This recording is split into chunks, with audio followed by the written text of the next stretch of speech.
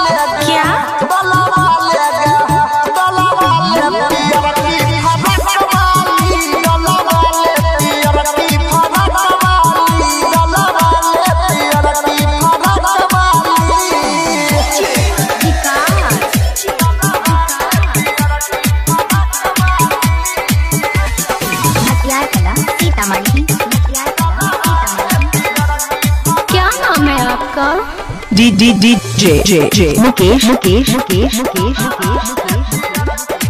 कहाँ घर है? अमाटोल पुन्ना चौक।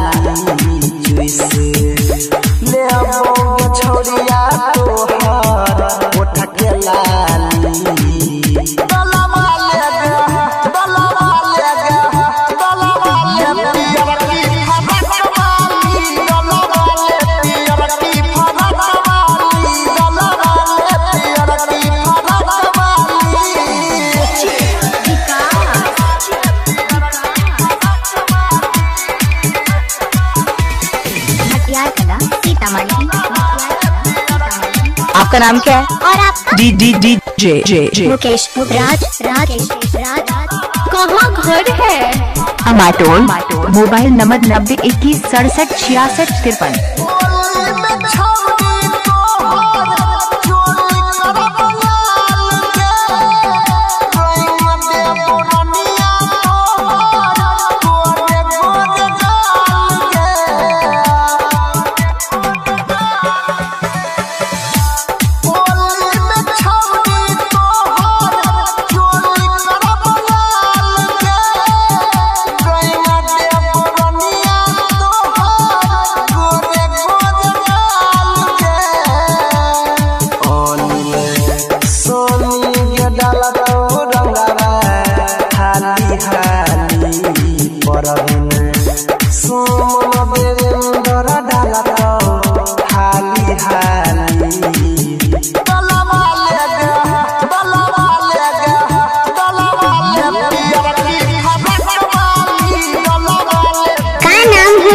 डीजे मुकेश राज कहाँ घर बा तुहार हो? अमाटोल।